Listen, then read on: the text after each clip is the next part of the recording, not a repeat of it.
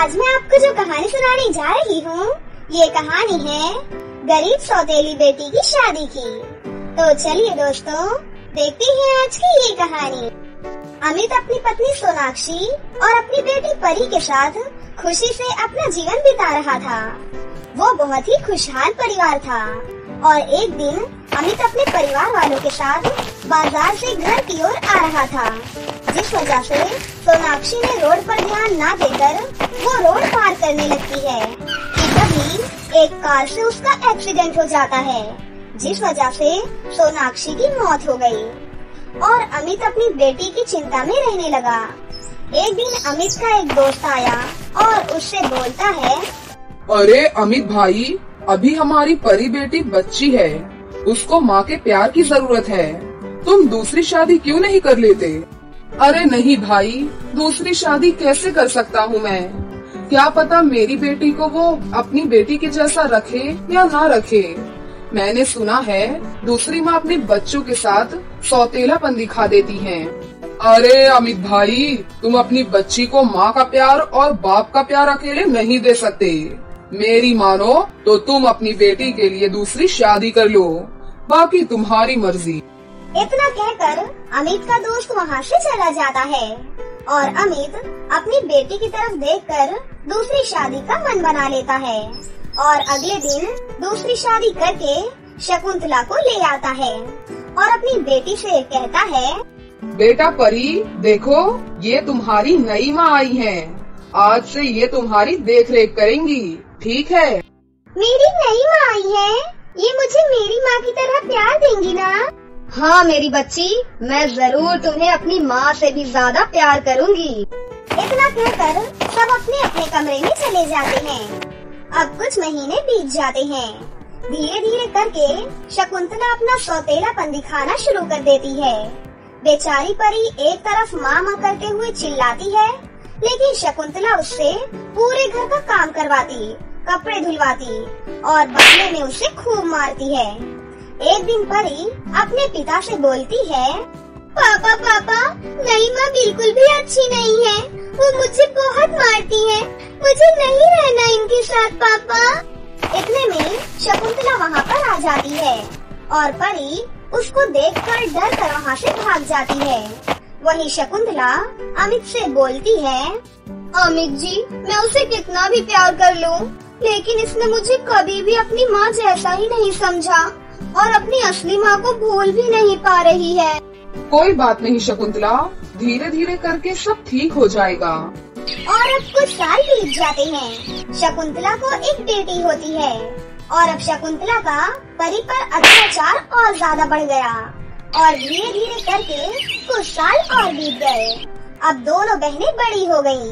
वहीं दूसरी तरफ अमिताभ बहुत ही ज्यादा बीमार रहने लगा और एक दिन शकुंतला की पड़ोसन उसके पास आती है और उससे बोलती है, अरे शकुंतला बहन, अब तो तेरी दोनों बेटियां जवान हो गई हैं, इनकी शादी क्यों नहीं करवा देती तू?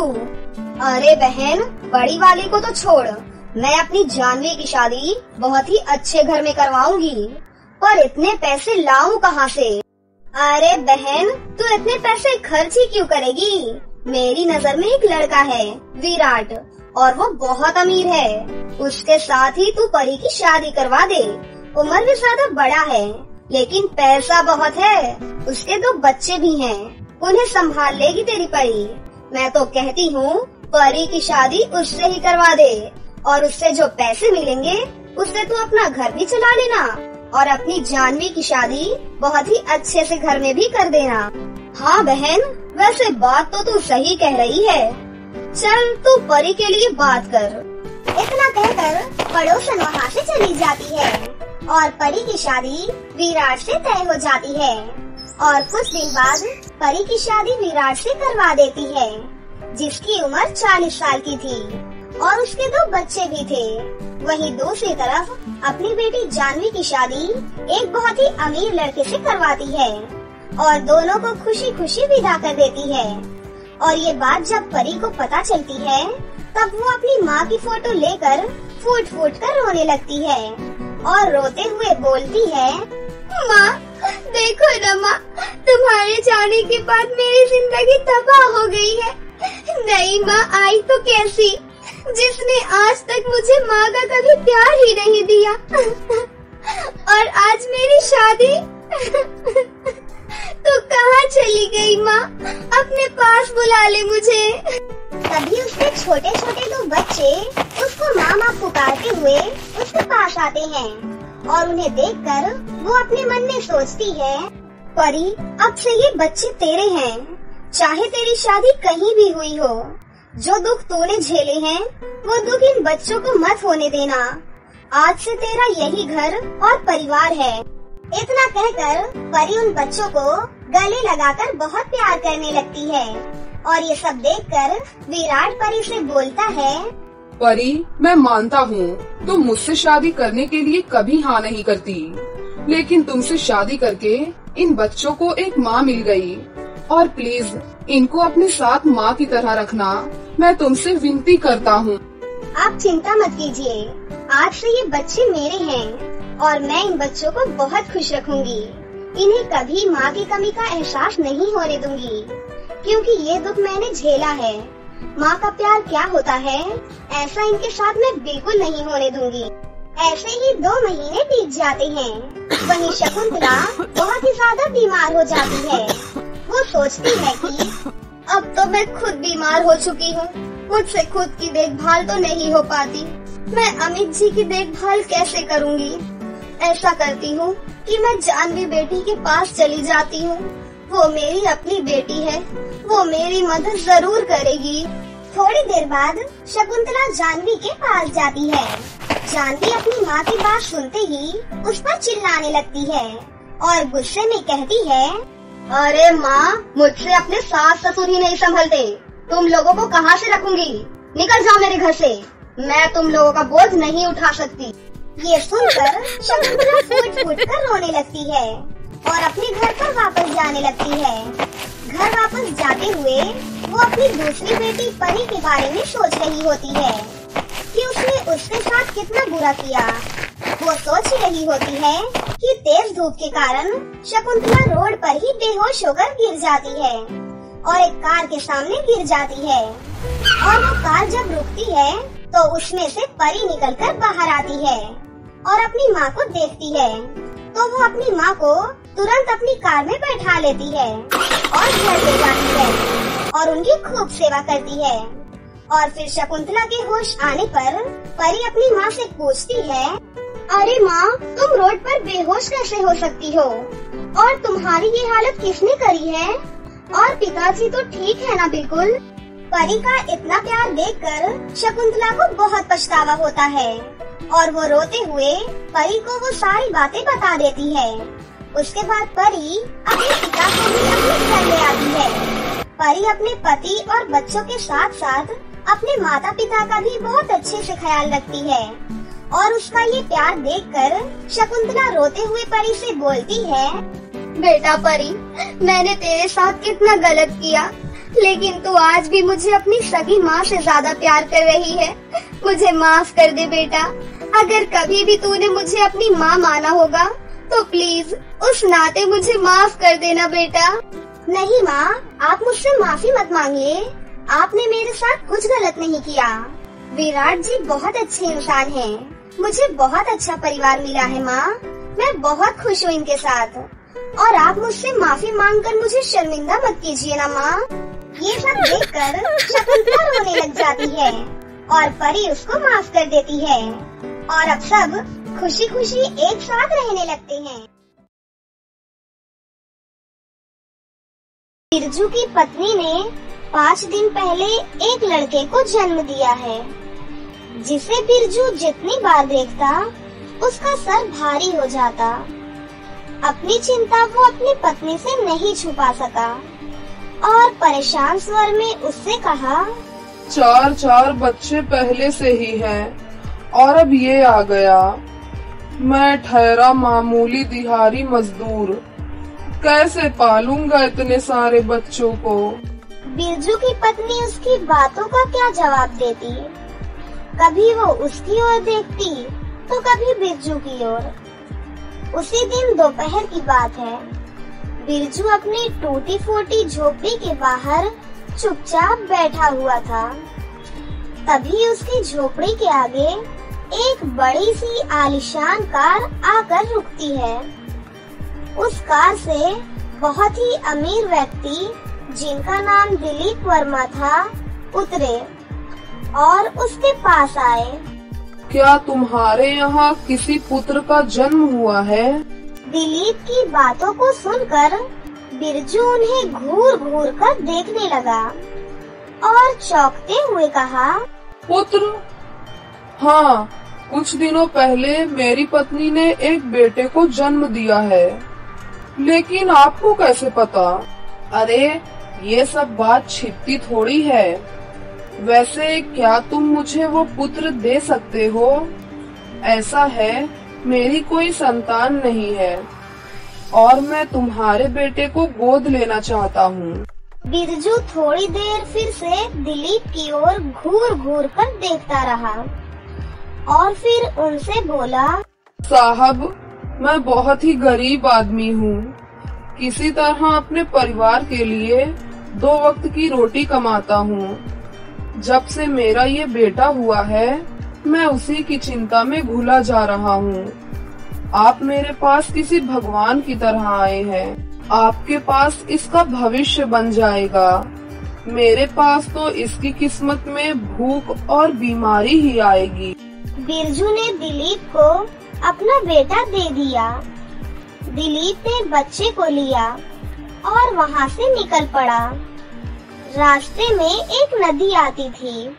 दिलीप ने अपनी कार वहाँ रोकी और बच्चे को अपनी गोद में उठाया और नदी के पास खड़ा हो गया।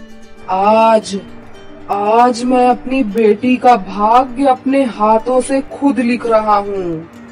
आज मैं मिटा रहा हूँ अपनी बेटी के भाग्य में लिखी हर वो बात जो मैं नहीं चाहता। ये कहकर दिलीप ने उस छोटे से बच्चे को अपनी गोद से नदी में फेंक दिया। दिलीप एक बहुत बड़े ज्योतिषी थे। वो भविष्य देख सकते थे। यही नहीं, किसी की जन्म कुंडली पढ़कर जिसके बारे में वो जो कहते थे वो सच हो जाता था। उनका कहा कभी नहीं बदलता था। कुछ दिन पहले की बात है। वो अपनी एकलौती बेटी मेहर की कुंडली देख रहे थे। ये क्या है? ये कैसे हो सकता है? मेरी एकलौती बेटी का विवाह किसी दिहाड़ी मजदूर के बेटे से होगा? हाँ? दिलीप ने अपनी आंखें बंद की और उस लड़के को देखना शुरू किया। पल भर में ही उनकी आंखों के आगे बिरजू का बेटा आ गया। उन्होंने अपनी आंखें खोली और मैं भविष्य देख सकता हूँ तो भविष्य बदल भी सकता हूँ। मैं बदल दूंगा अपनी बेटी का भविष्य, मार दूंगा उस लड़के को। दूसरी ओर वो छोटा सा बच्चा पानी के बहाव के साथ बह जा रहा था। वहीं नदी के किनारे बसे एक छोटे से गांव की मछुआरीन कमला उस समय जाल डालकर मछली के फंसने का इंतजार कर रही थी। कितनी देर हो गई, आज तो एक भी मछली जाल में नहीं आई। तभी उसकी नजर पानी की लहरों के ऊपर आ रहे उस बच्चे पर पड़ी, जो बेचारा लगातार रोए जा रहा था। अरे ये किसका बच्चा है? किस निर्दयी ने इस बच्चे को पानी में डाल दिया? अरे जब पाल नहीं सकते तो पैदा क्यों करते हैं? कमला ने उस बच्चे को लहरों से निकाला। वो बेचारा बच्चा लगातार रोए जा रहा था। उसने उसे गले से लगा लिया। क्या हो गया? अरे क्या हो गया? क्यों रो रहे हो? भूख लगी है क्या? मैं हूँ ना, मत रो बेटा मत रो। कमला के पति का 3 साल पहले देहांत हो गया था। उसका दुनिया में कोई नहीं था। उसने उस बच्चे को गोद ले लिया। कमला ने उसका नाम प्रेम रखा। समय धीरे धीरे पंख लगाकर उड़ता गया। प्रेम अब 21 साल का हो गया था। इस बीच कमला की मौत भी हो गई थी। उधर ज्योतिषी दिलीप की बेटी भी अब जवान हो गई थी। एक दिन की बात है, वो नाव की सवारी कर रही थी। तभी मौसम बहुत ही खराब हो गया। जोर जोर से आंधी चलने लगी और फिर मूसलाधार बारिश शुरू हो गई। ओह, इतनी तेज आंधी और तूफान, ऊपर से ये बारिश। ओह, तूफान और बारिश और बढ़ती गई और उनकी नाव डूबने लगी। महर पानी के बहाव में कुछ देर तक हाथ पांव मारती रही, फिर थक कर बेहोश हो गई और लहरों के साथ बहने लगी। उधर दूसरी ओर प्रेम उस समय नदी में मछली पकड़ने के लिए आया था, लेकिन तूफान के कारण वापस लौटने का सोच रहा था। तभी उसे महर पानी में बहती हुई दिखाई दी। अरे, ये कौन है? कौन बहता आ रहा है नदी के बहाव के साथ? प्रेम तुरंत पानी में उसे बचाने के लिए उतर गया और लहरों से लड़कर उसकी जिंदगी बचा ली। महर को जब होश आया तो उसने खुद को प्रेम के घर में पाया। मैं कहाँ हूँ? आप कौन हो?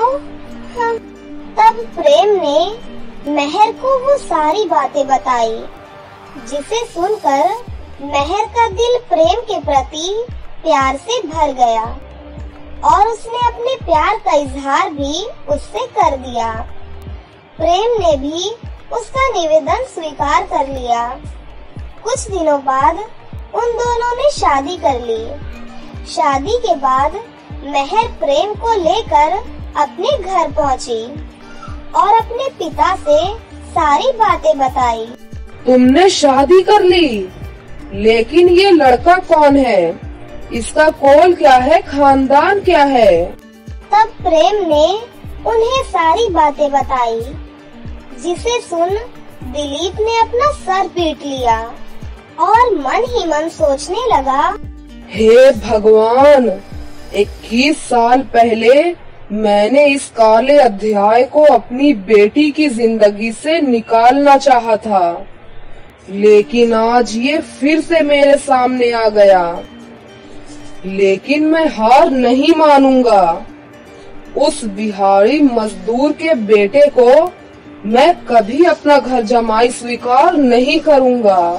कुछ दिनों के बाद महर कुछ महीनों के लिए शहर से बाहर गई हुई थी, तो दिलीप ने प्रेम को अपने पास बुलाया और उससे बहुत ही चिंतित स्वर में कहा, मैं तुमसे कुछ मांगना चाहता हूँ बेटा। अपने लिए नहीं, लेकिन मेरी एक लौती बेटी के लिए, उसके जीवन के लिए। बोलो, क्या तुम मुझे वो दोगे जो मैं मांगूंगा तुमसे, या इनकार करके मेरी बेटी के जीवन को खतरे में डाल दोगे? बोलो बेटा। ये सब आप क्या कह रहे हैं पिताजी? मेरी तो कुछ समझ में नहीं आ रहा। देखो, मैं कहना तो नहीं चाहता तुमसे, लेकिन अगर नहीं कहा तो बहुत मुसीबत आ जाएगी। तुम्हें तो पता है कि मैं ज्योतिषी हूँ। मैंने अपनी बेटी की और तुम्हारी कुंडली देखी है। उसमें साफ साफ लिखा है कि अगर तुम दोनों साथ रहे तो मेरी बेटी की मृत्यु हो जाएगी। ये आप क्या कह रहे हैं? मैं सही कह रहा हूँ बेटा, लेकिन हम उसकी मृत्यु को रोक सकते हैं अगर तुम उसे छोड़कर हमेशा के लिए चले जाओ तो। अपनी पत्नी की खातिर प्रेम उस शहर को छोड़कर वीरगंज नाम के दूसरे शहर में चला गया। कई दिन तक वो भूखा प्यासा इधर उधर भटकता रहा और एक दिन वो सड़क के किनारे बेहोश होकर गिर पड़ा। जब उसे होश आया तो उसके सामने रामू नाम का एक बूढ़ा सपेरा बैठा हुआ था, जो सांप का खेल दिखाकर अपनी रोटी चलाता था। तुम कौन हो बेटा और कहाँ से आए हो? तब प्रेम ने उसे अपनी सारी बातें बताई। उसकी बातें सुनकर रामू ने कहा, बेटा, जो भाग्य में लिखा होता है उसे कौन बदल सकता है? यही तुम्हारे भाग्य में लिखा था, तो उसे तुम कैसे बदल सकते हो? वैसे भी तुम्हारा ये फैसला तुम्हारी पत्नी के जीवन के लिए है, इसलिए इसे स्वीकार करो और नई जिंदगी शुरू करो बेटा। प्रेम रामू के साथ रहने लगा। वो उसी के साथ सांपों का खेल दिखाता। यही नहीं, उसने रामू से न सिर्फ जहरीले सांपों को पकड़ने की कला सीखी, बल्कि उनके जहर को काटने का मंत्र और जड़ी बूटी के बारे में भी जाना। बेटा, तुम में गजब की प्रतिभा है। मैंने अपना पूरा जीवन इन जहरीले सांपों के जहर की काट और मंत्रों को जानने में लगा दिया, लेकिन तुमने तो कम ही समय में सब कुछ सीख लिया। समय फिर से बीतने लगा। इस बीच दिलीप और मेहर वीरगंज अपने एक रिश्तेदार की शादी में आए हुए थे। शादी के बाद दिलीप और मेहर एक कमरे में सोए हुए थे। तभी पता नहीं वहाँ कहाँ से एक जहरीला सांप आया और उसने मेहर को काट लिया। मेहर दर्द से कर्रा रही थी।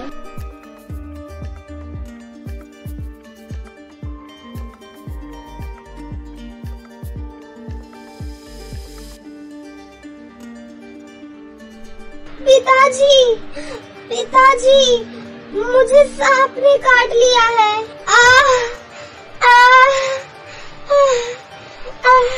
ये बोलते ही मेहर के मुंह से झाग निकलने लगा और वो बेहोश हो गई। दिलीप ने अपनी बेटी की जब ये स्थिति देखी तो उसका दिल जोर जोर से धड़कने लगा। उसने लोगों से मदद की गुहार लगाई। तभी उसे किसी ने सांप का जहर उतारने वाले के पास जाने के लिए कहा। तब दिलीप ने पूछा, कहाँ मिलेगा? यहाँ से कुछ ही दूरी पर सपेरों की बस्ती है। वहीं पर रामू नाम का एक सपेरा रहता है। कहते हैं कि उसके पास दुनिया के जहरीले से जहरीले सांप की काट है। हमें मेहर बिटिया को उसके पास लेकर जाना चाहिए। वो सभी रामू के घर पहुँचे। रामू को उसने सारी बातें बताई। तब रामू ने कहा, देखिए, अब मैं बहुत बूढ़ा हो गया हूँ। मुझे ठीक से दिखाई नहीं देता। मैं अब आपकी मदद करने में असमर्थ हूँ। हाँ, लेकिन मेरा बेटा आपकी मदद कर सकता है। उसके बाद उसने प्रेम को आवाज दी। प्रेम को देखते ही दिलीप की आंखें फटी की फटी रह गई। उसने लाचार निगाहों से उसकी ओर देखा। प्रेम अपने ससुर को पहचान गया। वो तुरंत जंगल से जड़ी बूटी लेकर आया और उसका लेप मेहर को लगाया और उसकी जान बच गई। जैसे ही मेहर को होश आया और उसने अपने सामने प्रेम को देखा तो प्रेम, तुम जिंदा हो? लेकिन पिताजी ने कहा था कि जब मैं शहर से बाहर गई हुई थी तो कोई जंगली जानवर तुम्हें उठाकर ले गया था। ये बात सुनकर प्रेम ने अपने ससुर की ओर देखा तो दिलीप ने हाथ जोड़कर उससे कहा, तुम दोनों मुझे माफ कर दो।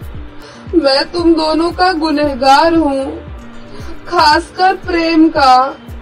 मैंने भाग्य के लिखे को बदलना चाहा, लेकिन मैं हार गया।